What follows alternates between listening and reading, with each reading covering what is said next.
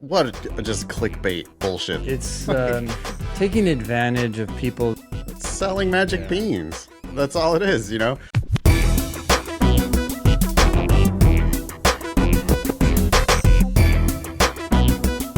Hello and welcome to episode 517 of the Thinking LSAT podcast. I'm Ben Olson. With me is Nathan Fox. We're the co-founders of LSATdemon.com and the LSAT Demon Daily podcast. Today we have a graphic that was sent in to us from Demon team member Robert. It is of the LSAT test registration numbers. The bottom line, test registrations are up 50% from last year. Yeah, August 2023 was a little shy of 17,000. August of 2024 was a little north of 22,000. August of 2025 is over 33,000. So yeah, that's a 50% improvement August over August. Or I shouldn't say improvement. Yeah, that word struck me as well. Just an increase, I guess, whether that's good or bad. Yeah. Yeah. What do you think this affects test takers or applicants at all? No. Fundamentally, what matters is, did you improve your score to a point where you can go to a decent school for the right price? Yeah. Yeah. Like if you're a golfer, you know, yeah, okay. Your competitors are hitting it farther and farther these days. There's more and more of them. Yeah. What's that mean to you? I don't know. Do you like golf? Do you want to play golf? If you want to play golf, then like, okay. Like there's a lot of good golfers out there. So go have fun. Yeah. I don't know.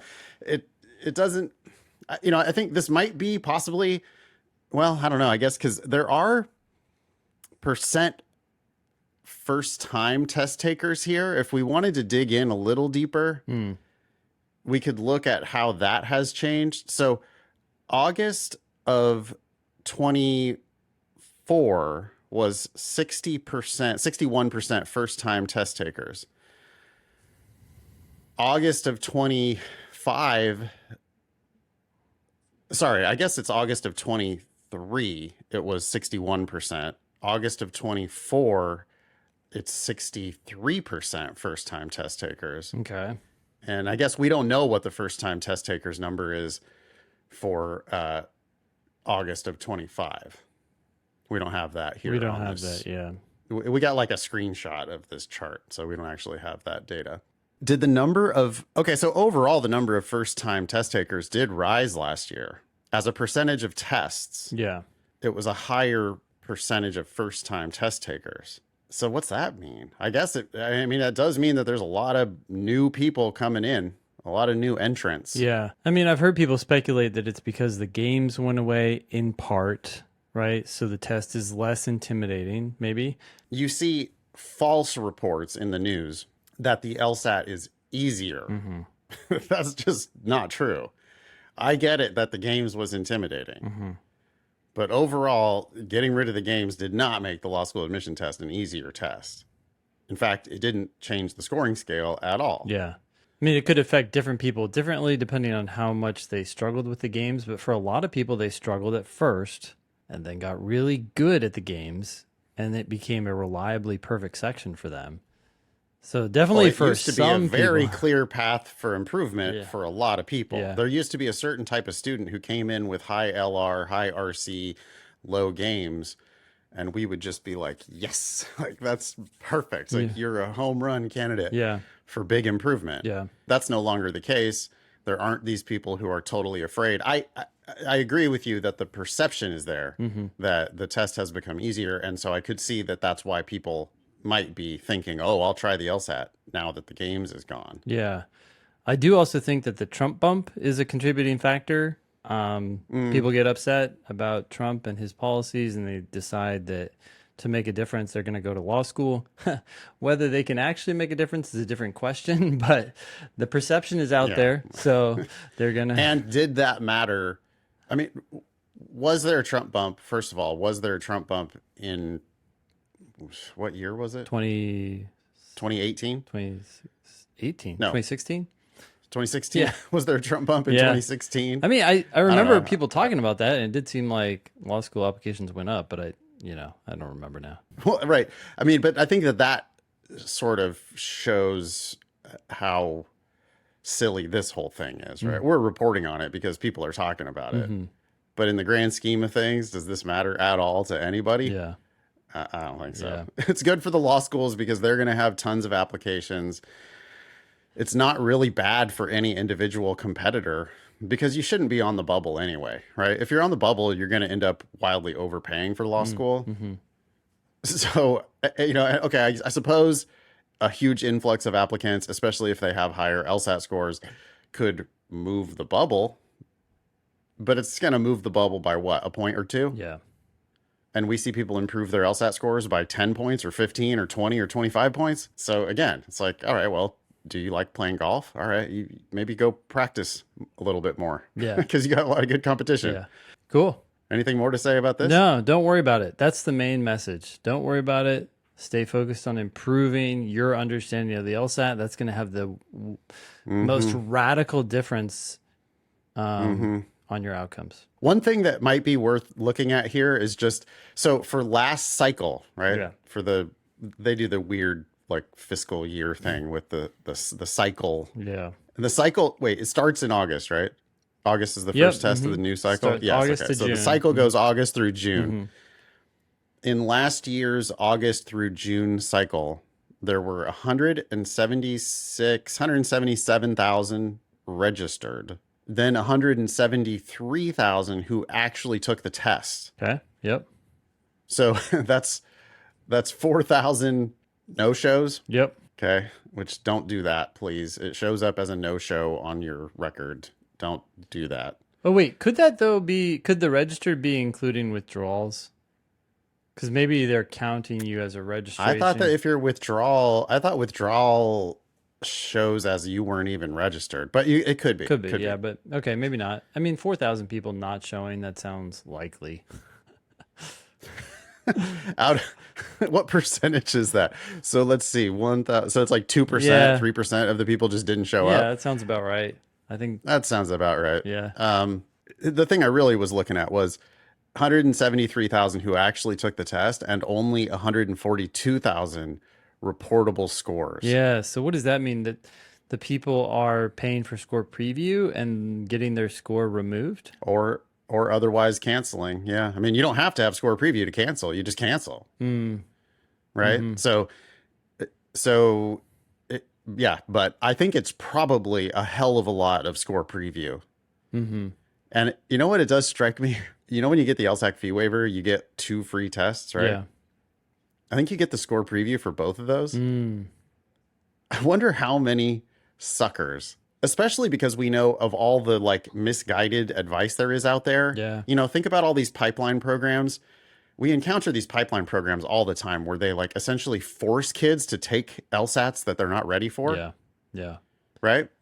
Well, think about that. You're a fee waiver applicant. Okay. You've got the LSAC fee waiver. You're in some pipeline program. They force you down this path of like, oh, well, you've got to finish this program and you've got to apply to law school this year. Yeah. You start working on your personal statement at the same time that you start working on your LSAT prep. Yeah. Which is wildly misguided.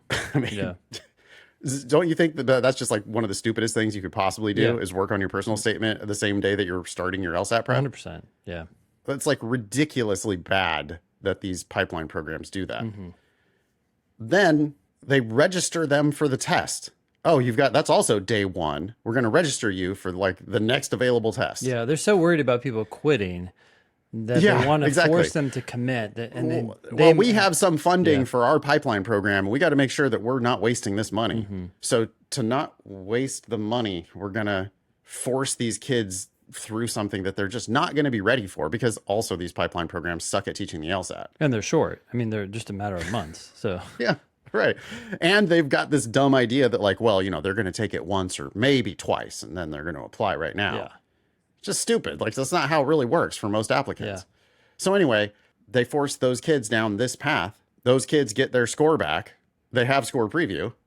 They see their 140 that they got, and then they probably wisely just cancel the score. Yep. Because you're not going anywhere that you want to go with a 140. That's just not happening. Nope. And so I wonder how many, it's just like, if you think about the enormous waste of time, resources, You're wasting 2 of these kids' official 5 attempts. Meanwhile, savvy applicants are just doing practice test scores Yeah. and waiting until those practice test scores indicate that they're ready to actually take the test before they ever sit for their first test, because they're not forcing themselves into anything. Yeah. They want to be ready before they start wasting their official attempts. And then these poor pipeline kids are just like crashing against the like they got no chance of doing well. But the people are like, well, you should do it anyway. Yep. So Just go. You should take it and see what it's like. Well, I'm sure- And you yeah. have score preview, so you could just cancel your you can score. cancel if you need to. And I'm 100% sure that one of their metrics is, hey, we had 35 people in this particular program and 33 successfully took the test. Yeah, and applied to law school. Yeah, that's one of their metrics You know? as well. Oh, geez. And whether they got in or not, and if they did get in, That's a metric. they don't care how much the kids ended up having to borrow to go to Or school, where they got in. because it's like captured by the schools themselves, right? Yeah. It's like you've got like the schools going, oh yeah, this is a great idea. Yeah, 100%. yeah. More people taking the LSAT, more people applying to our school, more people we can reject, which raises our Prestige. ranking. Yep. And it's all in the And name more- of diversity and justice and equity and inclusion and whatever. Yep. Yeah. 100%. Yeah. Anyway, so there's, it made me kind of like, if you marvel at the scope of the waste there, Yeah. that's 22,000. Over 10% Yeah. of all tests are canceled. It's $500,000. How's that for just a little wealth transfer? That's I mean, $500,000 like- right there. That's $500,000. Right. What's the current fee for the test? Around $225 or something? Yeah. Yep. I mean, I'm also willing to consider that about half of those are like fee waiver students, because if the fee waiver students are getting score preview, then that is going to result in a hell of a lot of canceled fee waiver scores, Sure. right? Because if you have fee waiver and then it's like, oh, well, wow, that's not a good score. Yeah. No shit. I could have told you that before you took the test, because I've seen your practice test scores and I told you weren't ready, but you took it anyway. Yeah. Well, the pipeline program forced me to do it. Anyway, it's a big, big waste of time, money, resources, all the like well-intentioned people that are involved, just wasting everyone's time and wasting tons of money. Hey, this is a tangential thought, but it's related to this in the sense that I was thinking about, okay, people have 5 attempts in 5 years, right? And there was this moment in history not too long ago when LSAC said, hey, let's get rid of this cap, this 5 times in 5 years, and just let the people take the test as many times as they want. Sure. In theory, that would be better for LSAC, because then people could take the test more times and thus pay LSAC Yes. more money. So a cap is a little bit counterintuitive, but I was just thinking about it, and I do think that a cap results in more attempts than unlimited. Because with unlimited, it's almost like there's no Yeah, we would gaming. never be Yeah. telling people exhaust unlimited attempts. Yeah. But with a cap of 5, we're like, hey, they let you take it 5 times. You don't want the best out of 5? Yeah. Yeah, that what you mean? there's almost like, I wouldn't be shocked at all to find that people end up taking it more times with a cap, because it almost becomes like a recommendation as opposed to unlimited, and there's no number and it's abstract. Yeah. Oh, totally. Yeah. Like what's the story about like the US income tax, right? Like the federal income tax, when it first came out, there was like, it came with like a limit. And then the tax immediately went to the limit. Yeah. It's because it's like a suggestion. yeah. It's like, well, you're allowed to do this, but only up to this amount. So then everybody does it up Yeah. to that amount. I wonder if Costco's doing that, like maximum of 4. Sorry, nope. Can't buy 5 units. Nope. You can only buy 4. You look at everybody's cart, they got 4. Yeah. All right. Yeah, Should we we move should. on? So this next one is diagramming no longer optional? Question mark. This is from What? Henry. All right. Henry writes in with the subject of August LSAT predictions. Hello, Ben and Nathan. I'm a massive fan of the Demon, and I can't wait to share my success story after I crush the LSAT. I wanted to hear your thoughts on the claims that, quote, the LSAT is evolving since the removal of the logic games. I've heard that the logic, once seen in games, has now spread elsewhere in the test without notice. It already was everywhere else in the test. I mean, they didn't need to provide notice because it was already there. Mhm. Others talk about how it is much more conditional heavy and how diagramming is no longer, quote, optional and can't be done in your head with common sense. However, although I understand that the LSAT structure is likely to evolve naturally, I remain a firm believer in the intuitive approach. Many of the people claiming this change are now recommending, quote, not to skip the heavy conditional practice questions. And then he put the crying, laughing emoji. I mean, what the hell did you think in the first place? Double question mark. That these questions weren't a crucial topic of learning at one point? Double question mark. I can accept that chained logic problems may become more frequent. However, I am seriously unsure whether this changes one's approach. Thank you so much for your time, Henry. What do you think, Ben? Is the LSAT getting more conditional heavy or diagram? Do we need to be doing diagramming? But okay, there's two different questions there. I think it could become becoming slightly more conditional heavy. They don't have the opportunity to put these conditional heavy type scenarios into games anymore, so they might like to put them into logical reasoning.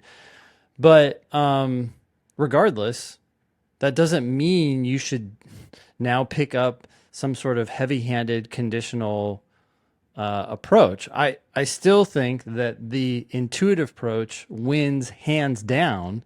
It's a different way of thinking about these sentences, but once you start practicing it, it becomes wildly easier to eliminate wrong answers very quickly, no matter how they word them, right? So when they take a conditional statement that was formed using the word all, and then they switch to unless in the answer choices, if you're focused on the underlying meaning intuitively, like, okay, what is required here?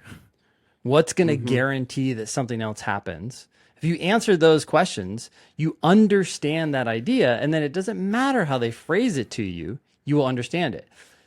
If you follow this analytical, math, diagram-oriented approach, then you actually disconnect from the underlying ideas. You rely heavily on the accuracy of your drawings, which can very easily leave out crucial details. And then if they switch something up for you, or they use an only in a way that you're not used to, you can easily reverse the meaning of that sentence and think it's wrong when it's actually right. I'm reminded of how we used to teach chains of conditionals in logic games. And then over time, we realized that it was easier to just kill those rules using worlds. I mean, there's a famous game. I think one of the rules was if Jays are in the forest, shrikes are not. And then there's other conditionals like if Jays, then this, and if not Jays, then that, and if shrikes, then this, and if not shrikes, then that. And there's a bunch of other types of birds, and there's a bunch of conditional rules about those birds.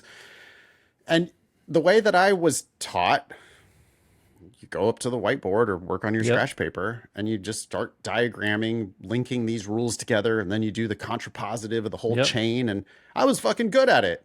I was really good at it. And I enjoyed doing it. And I could just do this whole show on the board, you know, like imagine some college math professor just filling up the blackboard with all this stuff. And it's like, wow, this guy's really you smart. were an LSAT magician. That's what you were. Yeah. Oh, totally. Ask me anything, and I'll show you. If S is true, then just follow this little chain and ding, ding, ding. I had this whole expertise. And then later I realized that like, yeah, okay, but you know, you could also just think about it in terms of worlds. Let's go back to that first rule. If Jays are in the forest, shrikes are not. Okay, well, there's a world where you have Jays, and there's a world where you don't have Jays. And in the world where you have Jays, you don't have shrikes. So you just make like a little picture of what that world looks like. Oh, there's J, but there's not S. Okay, so now I got two worlds. I've got a world where there's J, not S, and I've got a world where there's just not J. And in that world, maybe I have S, maybe I don't. That's fine. But the rule then is eliminated. There's no contrapositive. There's no big chain of all this linking crazy shit, you know, like because students would just look at that and they'd go, well, I don't even know where to start. And you'd have to explain to them, you can do it with the arrows only go one way. It's all just bullshit. I mean, and then putting that whole point aside, show me a single LR question that has 6 conditionals in it. Yeah. They don't exist. and they never will exist. They're not going to do that. They're not going to just take, what do you think they're going to do? They're going to just take that whole game and then like just put it into the form of a logical reasoning question? Yeah. They're not going to do that. They can't do that. The most you're ever going to see is like maybe 3 or 4 conditionals, right? And you can still think through the worlds, or you can just intuitively think through how the chain I think works. it's just so much easier just to ask yourself after every sentence or claim, because sometimes a sentence can have multiple claims in it. Just ask yourself, Right. hey, is anything needed here? Is there something that has to happen under certain conditions? And if there is, okay, what is it? What's necessary? And you just keep asking yourself that over and over again, and it just makes sense. It's like, oh, if you want to go to the store, you have to buy butter. Well, that's bizarre, but okay, understood. The whole the whole idea of like the crystal ball nonsense that LSAT teachers are out there telling people to do or do not do specific practice questions. What just clickbait bullshit that is. Yeah, and it's what is it? It's taking advantage of people's desire to get some inside secret For shortcuts. Yeah, quickly. It's selling magic Yeah. beans. That's all it is, And that's why in the long run, our students win, because we don't try to sell them these gimmicky shortcuts. Like, we're never going to tell you, oh yeah, no, you don't need to bother with those practice questions. That's probably not going to be on the Don't worry about test. reading comp We would passages never- on, biotechnology. That topic's probably not going to come up this time. What the fuck? It doesn't even matter what topic it is. You still, whatever the topic is, you have to read it and understand it and answer questions about it. So what value is there in telling them like, oh, go do these specific custom drill sets, do this test, this question, but not the rest of the questions. No. Then do this test, that question, but no, those are these other questions. Why don't you just do a bunch of questions? Why don't you just do it, get it right? And if you don't, then there's something there to learn. I don't know. It's just reasonable minds, I guess. All right. Thank you, Henry, for writing in. This next one is from Jordan, and the subject is Michigan Law AI Essay. Right. Jordan writes, I was looking at various websites for their supplemental essays and came across this. Essay 10, to be answered using generative AI. And by the way, that's all in caps. How much do you use generative AI tools such as ChatGPT right now? Okay, that's question 1. Second question, what's your prediction for how much you will use them by the time you graduate from law school, and why? Why the fuck would that question in particular be answered using generative AI? You're asking someone for their... You're asking someone for... The first question is about their experience. ChatGPT, it might have some history if you told it to, but it doesn't know how much you use It doesn't know. Yeah, unless memory is on, and even then I don't know how much it tracks your usage. It also doesn't know how much you use other generative AI. The second question is a prediction, asking the student for their prediction. I'm immediately thinking that the schools want an answer that they know the student used generative AI to create, so that they can then compare that answer to their other written submissions. I get that, but why this question? Why not? I don't know. It just seems like they could have asked them just any other question, not a question that's asking them facts about themselves. Yeah, the generative AI won't know. And their opinion, a prediction about... Maybe that's on purpose. Maybe that's on purpose, because the other essay questions are asking about themselves in a way that generative AI can't answer without more information from you. So you have to give it information and then use that information to generate some sort of essay. So they're doing that here too. They're saying, okay, we're going to force them to give ChatGPT or any other tool some sort of information so these questions can be answered. And then see how that compares to their other essays. I don't know. Okay, ChatGPT, is it even possible for you to sensibly answer this question? Short answer, yes, I can sensibly help you answer that question as long as you give me your actual usage habits and expectations. What makes this tricky? That prompt is asking for your personal behavior and future prediction, so I can't invent that from thin air. If you don't use AI tools like ChatGPT much right now, your answer should say so. If you're all in and using it daily for studying, writing, planning, etc., that's a totally different essay. How I can help. I can structure your answer clearly and concisely. I can sharpen your reasoning about future usage. I can add credibility with examples or trends like the growing use of AI in legal education and practice. I can translate rough ideas into polished writing with your voice and tone. What I need from you, just tell me how much you actually use generative AI tools today. Be honest, even if it's hardly at all. Your guess about how that might change during law school, more, less, or same, and why you think it'll change or won't. Want to give me a rough draft or just bullet points? I'll take it from there and punch it up. I mean, yeah, okay. Maybe it's a more savvy question than I thought, but I'm kind of a savvy AI user a little bit, right? Like, I know that I can ask the tool how I should use it. Yeah, I mean, I think they're it's almost like there was obviously some motivation behind this, and whether this is the best implementation or not remains to be seen. But they're clearly trying to get some information. I mean, everybody's got to be using generative AI right now to help them write their applications. It would be wild if I feel not. like they could have. Yeah, it seems like they could have taken that opportunity there to like do an issue spotter law school exam and just go like, hey, how would you respond to this as a 1L using generative AI? And like see. I mean, and then, well, I guess they just know that if they did that, all the students would submit solid work. Like they would immediately look like B plus Yeah. 1L Well, if you can't, or higher. that's a problem, right? I feel like you learn more about their AI skills. Well, I don't know. I guess I got to commend them for telling them we want you to use Yeah. generative AI.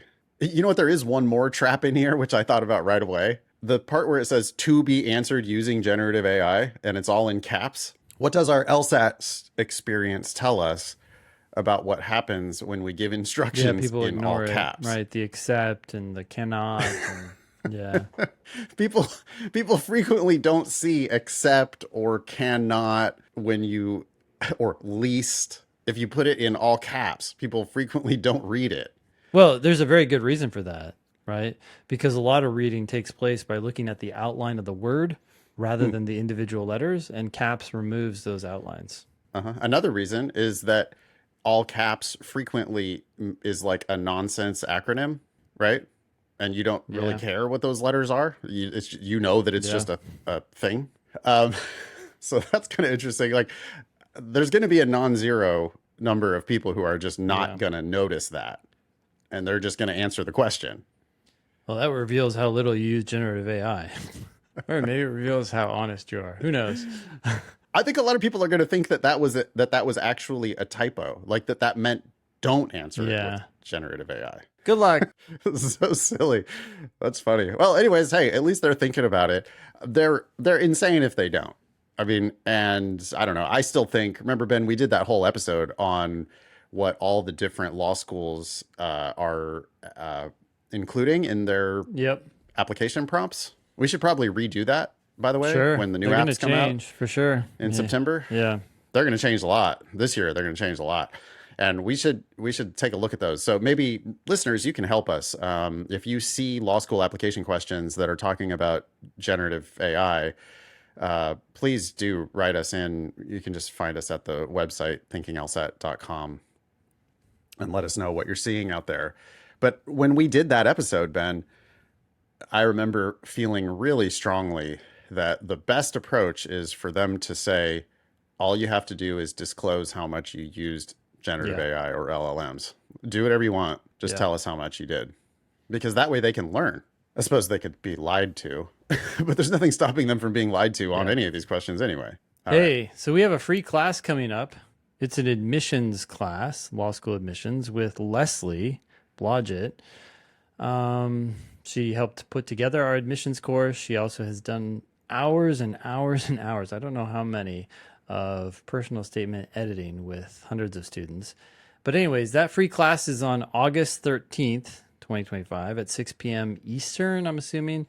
That's going to be available at lsat.link/free. All you need is a demon-free account. Sounds good. Next item up is from Lizzie asking, why don't you want me to go this cycle? Lots of reasons. We don't want you to go at all, Lizzie, but we especially don't want you to force it this year. It's not true that we don't want you to go at all, but my default presumption is don't. You know, people ask me what I do for a living. I very frequently am like, I try to talk people out of going to law school. And then for the ones that I can't fail, the ones that I fail to talk out of it, those are the ones that I know should be there because they're there for reasons. Like it stood up to scrutiny. Scrutiny. Yeah. Well, let's see if Lizzie stands up to scrutiny. She writes, "Hi, Ben and Nathan, exclamation point. I listen to your podcast very often, and I can't help but feel like I shouldn't be applying for the 2026 cycle if I take the LSAT in September or October. I really want to go to law school." That's her letters there. Oh, really? If you made that a longer really, I would believe you less, honestly. So I really want to go to law school, she writes. It's been 5 years since I took it last and was so dissatisfied with my score that I canceled my score and never looked back. I started studying again at the beginning of this year because there's a void that I feel would only be filled if I became a lawyer and do what I love. Do we have any evidence that Lizzie will love being a lawyer or that she even knows what lawyers do? Her feelings. She feels a void. However, Lizzie writes, I just had a baby and time really isn't on my side because I want to have another without creating such a huge age gap between my kids. My studying is going well so far. I anticipate scoring in the high 160s, low 170s by the time I take my test in October. My question is, do you still think with that high of a score, let's say I score 170, and a 3.6 GPA, I shouldn't apply this year to go next fall?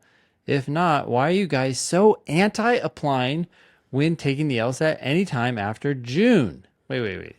I don't think we'd be anti-applying if you take the test in August or even sometimes in September. But, okay. She continues, thank you. By the way, I know I sound a little frustrated, but your podcasts have helped me tremendously. So again, thank you. Look, if you actually do make it into the 170s on the September test, you're applying early enough that I would be okay with it. But now she's talking about taking the October test, not the September test. She said September, October at the top. But then later she said October. By that point, you're not getting your score until November. And there are other people who are already weighing scholarship offers at that point in the cycle. Yeah, and this is the other background issue, and that is, okay, let's say you get a 170 even in September. There's always the question of, okay, well, what were your practice test scores? Did you have any above 170? If so... Yeah, I scored a 175. Or even a 172. Okay, so you have the potential to get a higher score. Now you're going to skip that opportunity, though, so you can apply now as opposed to taking the test again in October or potentially December or whatever, so you can get that 172 and then apply next cycle. So you're giving up. There's at least a couple more reasons in addition to that. If you make this decision that you're going to apply this fall, well, now you're putting all your eggs in one basket. You've got no backup test. So you've got so much pressure on this September or October test. Frequently when people do that, they end up having this stress bomb go off and they melt down and they crash and burn. That's a good reason not to do this. That's a good reason to just decide in advance, hey, I'm going to take the LSAT when I'm ready. Another reason not to do this is that you might take the test when you're not ready because you've decided that you want to go this fall. So you're going to now just settle for, my practice tests aren't exactly where I thought I could get into the low 170s, but I actually, the best I ever did was a 169 and I'm registered. I'm just going to go ahead and take it anyway. And I got to get in by this fall. So yeah, this is what I'm going to accept. Another reason not to do this plan is that then you could just settle for some bad score and just go ahead and apply. We speak from experience, Lizzie, when we tell people not to do this plan, because we just know how many pitfalls there are. Your friends, your family, your mom is going to be like, oh, I'm so excited for you that you're applying to law school. That's so great. And you haven't even taken the LSAT yet. That just builds up so much pressure. There's another issue here, and I don't really know how to unpack it because everybody has to choose how they're going to live their life. But you want another child. In my mind, if I were to weigh the value of a child versus law school, again, that's going to vary radically from person to person, but I think you're going to be. Can I say no to both? Nate would say no to both, but I know a lot of people who would say they found a lot more joy from their children than any sort of legal education experience, which is expensive and 100%. a piece of paper. 100%. I mean, yeah. Not only that, but you can do both. I mean, Demon students know LSAT Demon mom, Becca. And if you've ever sat in one of Becca has like these very well regarded reading comprehension classes. And Becca has now graduated law school and still comes back and teaches her reading comp classes with us. But wasn't she pregnant and having a child just during I don't remember law the school? timing. I just remember that we made a demon onesie for her. She was the reason for that onesie. Yeah. Yeah.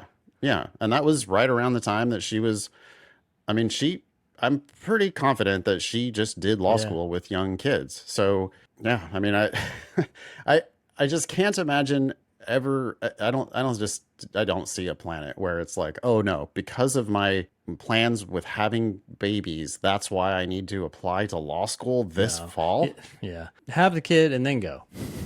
Or have the kid and don't go. Don't go. It's always an option. Definitely put your family first. I mean, do what you want to do And then work with your law family. school around it, if at all. And then yeah. you could absolutely work law school around it. Of course you can. Of course you can. There are plenty of parents and pregnant moms in law school. It happens all the time. It's not rare, and you can do it. In fact, it's probably would make your law school experience in a way a little bit easier because you're just going to like put it in a box and you're going to carve out the time for it, and you're not going to let it just expand to dominate your whole life. Last thing I want to say to Lizzie is I want to apologize, Lizzie. I'm like joking a little bit. I mean, if you've listened to the podcast, I think you know what I'm about, but I'm not saying that you're not going to be happy in law school. I'm not saying that. I just don't see any evidence here that you are going to be happy in law school because I really want to go, backed up by, I took the LSAT once and did poorly and then just didn't do anything for 5 years. That doesn't look like you really want to go. The fact that you're back again, thinking about it again, okay, sure. That's some small evidence that you know what you're getting yourself into. Your LSAT sounds like you have some aptitude for the LSAT, so that's a point in your favor. But do you know any lawyers, and do you have any idea what they do? Do you know what that lifestyle is? Have you ever worked in a law firm? Have you ever worked with lawyers, been around lawyers? Have you gone to court and met lawyers and talked to them? Because like she's not saying she doesn't say what kind of lawyer she wants to be. She doesn't mention any work experience. She doesn't mention any lawyers that she knows. It's just this real vague, like, oh, I really want to be a lawyer. I want to do what I love. How do you know? And maybe you do know, but if that's like striking a chord with you, then I would strongly encourage you to meet some actual lawyers, and you should have a pretty clear idea what type, not that you're going to always stick with it, but you should have some kind of an idea, like what you think you want to do with this JD. And oh, I want to be a lawyer. That's not good enough. What do you mean you want to be a lawyer? What kind of lawyer? How much money do they make? What's their work-life balance look like? You've already got a family and you want a bigger family. Is this really what you want to do? In a big city? Are you going to be working in a small city? Are you going to be working from home? Are you going to be commuting?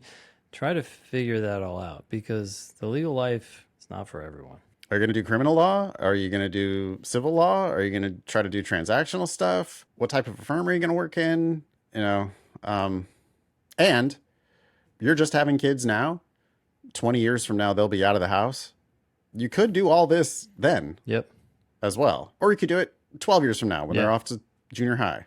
I hope that's helpful, Lizzie. Probably left her with more questions than answer. Well, bottom line, figure out some attorney who has a job that you want, really And that you want. can credibly replicate by going to whatever school Yeah. you think you're going to go to. 3.6 is a good but not great GPA. And high 160s, low 170s is also a good Yeah. but not great LSAT. So that's not the type of applicant that's going to just be like blowing the doors off top 14 law schools. So what type of a career are we really aiming for here? And what's that life going to actually look like Yeah. for you? Figure that Lizzie? out. That's why we don't want you to rush into all that is a long-winded response to. That's why we don't want you to go this fall, Lizzie. Like you don't need to decide Yeah. this fall. Cool. This next one is from Lizzie as well, but a different Lizzie. The subject is, should you list honors or awards that you expect to receive? Hi, Ben and Nathan. I've been planning to apply this upcoming cycle, but I have a quick question about including honors and awards in my application. Several major honors, like my college's Dean's Medal and Phi Beta Kappa, won't be officially awarded until my senior spring. However, I've already received confirmation that I qualify for the medal, and I've calculated that I will also qualify for PBK after the fall semester. Would it be appropriate and worthwhile to include these in my application labeled as anticipated or pending? Or does that come off as too speculative? Thanks in advance, Lizzie. I think for the What do you one think? where you've received confirmation, you can just put that on there. For the one that you calculate to qualify for, I would either not include it or just say, yeah, anticipated. I don't know. I don't think these things are Expected. going to make a big difference one way or the other. So, yeah. I say yes. To me, this is a clear yes. Like, I think Lizzie knows she's going to get it. It's not like she's on the border. And whatever, if it turns out that she didn't get it, she says, "Oh yeah." But well, you it are was agreeing expected. to put the word anticipated or expected on there. So it's 100% Yes. accurate and not misleading. Yes. That's where you're going to get fucked. Yes. That's the Yeah. only place that you would get fucked. I'm sure people lie all the Yeah. time and don't get fucked. But It's not worth it. especially because of that, especially because of how often people just make up their whole credentials Yeah. and don't get caught. This is legit, Lizzie. Just put expected and you're fine. Next one. We had 2 questions from students who wanted to know more about online and hybrid programs. Maybe Sure. you'll read one and I'll read the other one. First one's from Diana. The subject is online JD scholarships. Hi, Ben and Nathan. I've been studying for the LSAT for a few months now and appreciate your advice about taking the test when you're ready and applying early in the cycle to maximize scholarship opportunities. The demon mantra of don't pay for law school really resonates with me. That said, I'd love to hear your thoughts on how this applies to non-traditional applicants. I'm a working professional in my mid-40s and considering applying to 11 online or hybrid JD programs available across the country.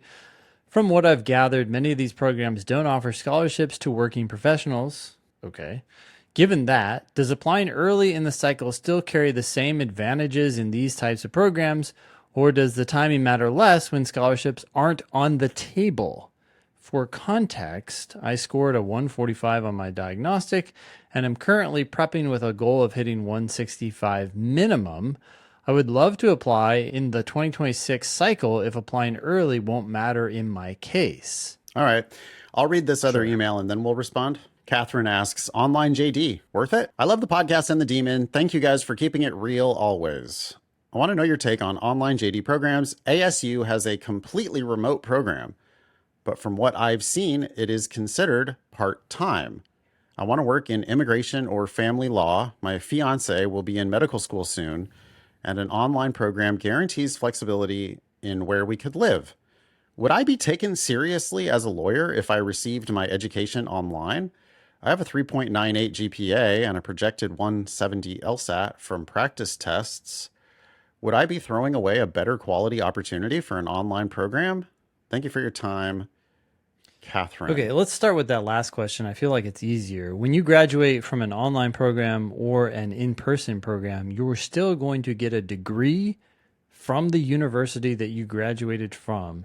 So unless there's something I don't know, I do not see any difference when it comes to getting jobs by being in an online program. 100%. ASU is going to be ASU is going to be ASU. Sure. The experience will be different, like your access to the network is going to be different. Could be better, could be worse. I can certainly see ways though Sure. that it might be better. Like I think you're going to have a more grown up cohort in an Yeah. online remote program, and that grown up, remote like broad might Yeah. be also broader, like geographically. So I could see some benefits there, especially if you want to stay flexible. Because yeah, I mean, your fiance is going to be in medical school and then off to residency wherever, and I think, yeah, it seems like Catherine should for sure go Yeah. online. And you're going to have to hustle for jobs, but you have to hustle for jobs no matter what. It's almost better if you go to the online program and then recognize that you have to hustle, because you might complacently go to an in-person program and think that they're going to hold your hand and take care of you. And it's like, no, they're not. So recognizing that you need to hustle is really the key here. Yeah. My friend, Nikki Black, who's been on the podcast a million times, she practices immigration law in LA. And she's not going to, if anything, she's going to prefer that you went online, because she's going to go, oh, that's smart. You're not a dumbass. Like you're a grown up. And if you demonstrate, the thing is, how are you going to demonstrate value to her? The way you're going to do that is you're going to like reach out to her, ask her questions, get to know her, and then potentially contribute somehow to her firm or her career or her whatever. And then if she's in the market to hire attorneys, which she is, sometimes she works fully remote. I don't see why she wouldn't want to hire you fully remote if you were licensed in her state and could do the kind of work that she was doing. I can't imagine why she wouldn't. But you had to network your way to that job somehow, Totally. right? You're going to have less access to on-campus interviewing and that type of thing. But I just don't think that doesn't seem like Catherine is the right kind of a candidate for on-campus interviewing. Well, anyway, even if you right? wanted that, okay, you pay $300 and you fly to the university and do that on the days you need to do that. That's going to be way cheaper than moving your whole family there. She just specifically is mentioning immigration and family law, and I just don't think that those are big law firm types of jobs anyway. Totally. That's small firms, boutique practice, hang your own shingle. I don't think anybody is ever going to care. Your clients are definitely not going to care. And fellow attorneys, especially in these two fields, they're not going to give a shit where you went to law school. I do want to talk about this issue that Diana raised, though. I'm trying to look for the sentence. Oh, yeah. From what I've gathered, many of these programs don't offer scholarships to working professionals. Huh? Yeah. Okay. I don't know where you heard that. I also think that there's a clear solution, which is you apply early, you apply broadly with your best LSAT, and you see what kinds of offers come I don't in. think they're going to make a distinction based on your status as a working professional. It's whether or not they offer scholarships for those programs or not. And I can't imagine that they wouldn't if they cared about their rankings. Especially for their online if they were programs. savvy. If they were savvy, it seems like they would just play the exact same game. I don't know why they wouldn't. Some schools don't offer money for the part-time program. Other schools do offer money. Some for schools the offer part-time more program. money for the part-time program. Yeah. Some schools it's harder to get into the part-time program. Some schools it's easier to get into the part-time program. Same is going to be true for online and hybrid JDs. This is an evolving area, right? More and more schools are going to be offering these degrees, obviously. We don't know yet who the winners are going to be in this game, although I am hearing ASU an awful lot. So they seem to be like aggressive about it, which has to be good. I don't understand why more schools aren't out there trying to sell an online hybrid, whatever. If it gets like my alma mater, Hastings, what the fuck are you people doing? I'm for real. Like, why are you not? Why would you not be? You're in San Francisco, for God's sake. Why wouldn't you be out there, like, really trying to push that brand into like, oh, you can go to Hastings JD from anywhere. Well, the only thing that's going to prevent online or hybrid programs from being successful is regulation. And if that regulation is eventually broken down, then you know what's going to happen. You're going to have a few players who can reach the entire world, and it will be a small market of 3 to 4 schools. Yep. Yeah, and they'll probably be consolidation, 100%, right? Not probably, there will be, right? The only thing preventing that is regulation right now. But as they gain power, they can attack those regulations and make it more like a normal market where you have a few big players and then a bunch of small ones. And you go out and you create a successful, like small, successful hybrid or online JD program. And then later, Stanford decides to Yep, fold you in. exactly. They're like, oh, you got a good, I mean, you got tech, you got good tech, and we want that. We're gonna buy you and then put our brand on it, and it's all gonna consolidate over time. Yeah. yeah, it seems just inevitable. I mean, I don't know. We've been doing online LSAT prep now for Yeah. 5 years, and it's only increasing. That's Nope. not going away. Like the online world is not going away. Because why would it? It's too good. Well, you can. Like we're all in our pajamas. It's Anyone better. from anywhere can choose among the best options available, as opposed to being forced to locally choose whoever's best in their area. Diana also is like trying to cross a bridge before she gets anywhere Yeah. close to it, right? I mean, she's talking about a 145 diagnostic and having a current goal of 165 minimum. Yeah, okay. How close are you to that? Like you shouldn't be even registered for an official LSAT right now, Diana. So why don't you write us back when your practice test scores are in the mid 160s? And then we talk about what your cycle should look like. People always want to forecast out farther than they really should when it comes to law school. We just can't, we don't know when you're going to apply. But for a pretty wide majority of people, it's usually not this cycle, probably next cycle. And until you've got a killer LSAT in the can, you're really like solving problems that you haven't actually come to yet. Agreed. Wow, we made it to the end of the agenda. Word of the week. Yeah, let's do the word of the week. Word of the week comes from Demon student James, who says, I always feel like I get confused about what unless is establishing on the LSAT. I'd love for you to cover it in word of the week. Thanks. So here's an example.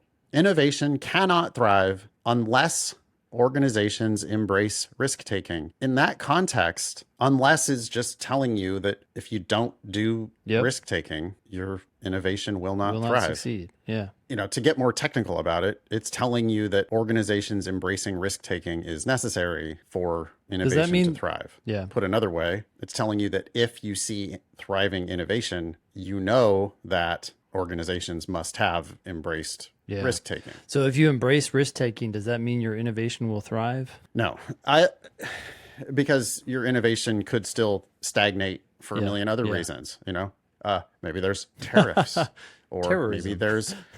maybe there's maybe who knows what, right? There's a million things that could stifle innovation.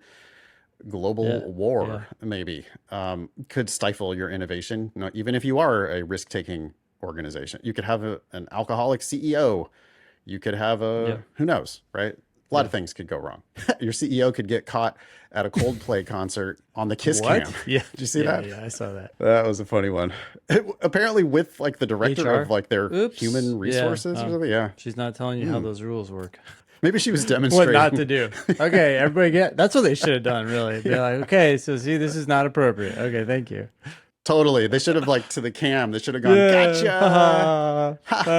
Sort of laughing, high-fiving. Look at that. We got away. Instead, they just got crumpled. They ran away. Oops. Anyway, the way I like to think about unless is that it's an escape hatch. So here's an example. You're on a submarine, 20,000 feet below the surface of the ocean. And the submarine is filling with water. And the captain says, hey, we're dead shit unless that escape hatch can be opened. Well, what that means is if you don't get the escape hatch open, you're dead shit. But even if you do get the escape hatch open, you could still drown. There could be a shark that eats you. You could make it to the surface, but die of the bends. Like there's 1,000 ways that you could still die. But if I say, unless we get that escape hatch open, we are dead shit. That means that if you're not dead shit, it means you definitely got the escape hatch open. But just because you get the escape hatch open does not mean that you're not still dead shit. Really encourage people to think about unless using common sense, and realize that it is a conditional statement. So it's like I said, if then. I mean, another way I could say, so the sentence that we had here, I'll translate it to an if then. The sentence was, innovation cannot thrive unless organizations embrace risk taking. Well, put another way, that means if innovation thrives, then organizations have embraced risk taking. They had to have, because it's necessary. It's a necessary condition. And so there is a conditional statement going there. The trick with unless is to not confuse sufficient for necessary. So just think about it. What's the thing that's necessary? What's required here? Oh, organizations embrace risk taking. Okay, so that's the thing that's required for innovation, but that doesn't mean that it's sufficient to prove that we do have innovation. That's the trap. Cool. If you want to see all of our words that we've done over time, you can go to lsat.link/wow. Oh my God. That's just for word of the week. I just looked at the, lsat.link/wow, and there's like 100+ of these discussions about various words if you like these. Unless is a conjunction, Ben, and it only has one definition on Cambridge. What is it? And the definition is except if. So you can't get a job unless you have experience equals you can't get a job except if you have experience. That's not really very That's helpful. making it more counterintuitive. Just leave it. Cool. Well, thanks for listening. Be LSAT famous. Please ask questions or share news with us on our website, thinkinglsat.com, or on our socials at LSATdemon. If you have questions about the demon, email help@lsatdemon.com. You can also check out our other podcast, LSAT Demon Daily. That was episode 517 of the Thinking LSAT podcast. Thanks all y'all for listening. Nice knowing you. Don't pay for law school.